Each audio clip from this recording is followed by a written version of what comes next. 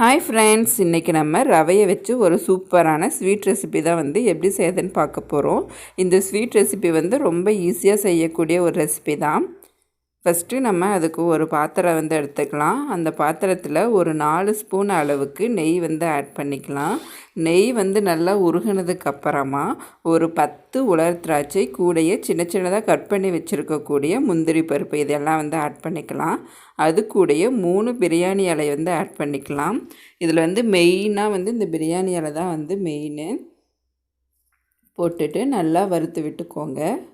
இப்போ பாருங்கள், இந்த திராட்சையெல்லாம் வந்து நல்லா உப்பி வருது. இந்த டைமில் நான் 1 கப்பு அளவுக்கு ரவை வந்து எடுத்து வச்சுருக்கிறேன். இந்த ரவையை வந்து மீடியம் ஃப்ளேமில் வச்சுட்டு நல்லா வறுத்து விட்டுக்கலாம். இது வந்து நல்லா கோல்டன் கலரில் வந்து மாறணும். அந்த அளவுக்கு வந்து நல்லா வறுத்து விட்டுக்கோங்க. இது வந்து குறைஞ்சது 10லேருந்து 15 நிமிஷம் ஆகும் மீடியம் ஃப்ளேமில் வச்சு நம்ம வறுக்கும்போது. இப்போது நம்ம 1 கப்பு அளவுக்கு ரவை வந்து எடுத்துருக்கிறோம். அதுக்கு வந்து 2 கப்பு அளவுக்கு தண்ணி வந்து ஆட் பண்ணிக்கலாம். தண்ணி ஆட் பண்ணிவிட்டு நல்லா மிக்ஸ் பண்ணி விட்டுக்கலாம்.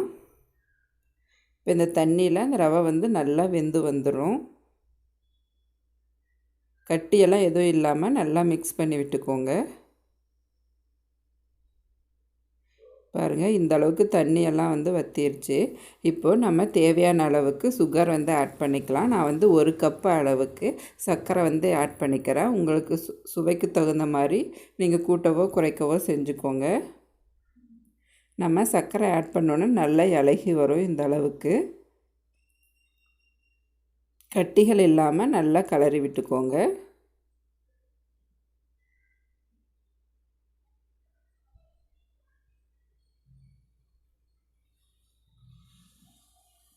இப்போது இதில் ஒரு பிஞ்ச் அளவுக்கு ஆரஞ்சு கலரும் கூடையே எல்லோ கலரும் வந்து எடுத்து வச்சுருக்கிறேன். அதை வந்து ஆட் பண்ணிக்கிறேன். இது வந்து ஃபுல்லாக ஆப்ஷனல் தான். உங்களுக்கு கலர் வந்து தேவையில்லை அப்படின்னா கூட நீங்கள் வந்து அவாய்ட் பண்ணலாம்.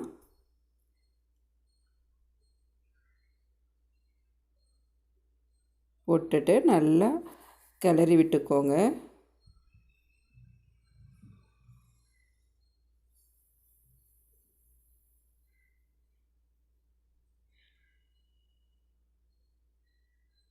இப்போது அதில் இருக்கக்கூடிய பிரியாணி இலையெல்லாம் வந்து நம்ம எடுத்துடலாம். ஒரு 10லேருந்து 15 நிமிஷத்துக்கு அப்புறம் பார்த்தோன்னா இந்த அளவுக்கு நல்லா சுருண்டு வரும். அப்போ நம்ம வந்து இன்னொரு பிளேட்டில் வந்து நெய் தடவி வச்சுட்டு அந்த பிளேட்டுக்கு வந்து மாற்றிக்கலாம். இதுக்கு வந்து ஏலக்காய் பொடியெல்லாம் எதுவும் நீங்கள் ஆட் பண்ண வேண்டாம். பிரியாணி இலை தான் மெயின். இப்போ இன்னொரு பிளேட்டில் வந்து மாற்றிட்டு நல்லா லெவல் பண்ணி விட்டுக்கலாம்.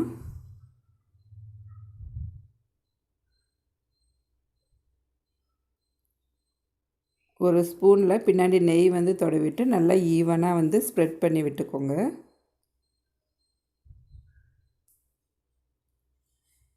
நல்லா ஸ்ப்ரெட் பண்ணதுக்கப்புறமா நான் பொடி பொடியாக கட் பண்ணி வச்சுருக்கக்கூடிய பாதாம் வந்து ஆட் பண்ணிக்கிறேன்.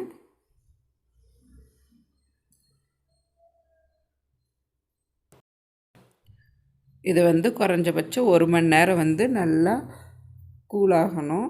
நல்லா கூலானதுக்கப்புறமா வந்து நமக்கு தேவையான ஷேப்பில் வந்து கட் பண்ணி எடுத்துக்கலாம். உங்களுக்கு என்ன ஷேப் வந்து தேவையோ அந்த ஷேப்பில் வந்து நல்லா கட் பண்ணி எடுத்துக்கோங்க.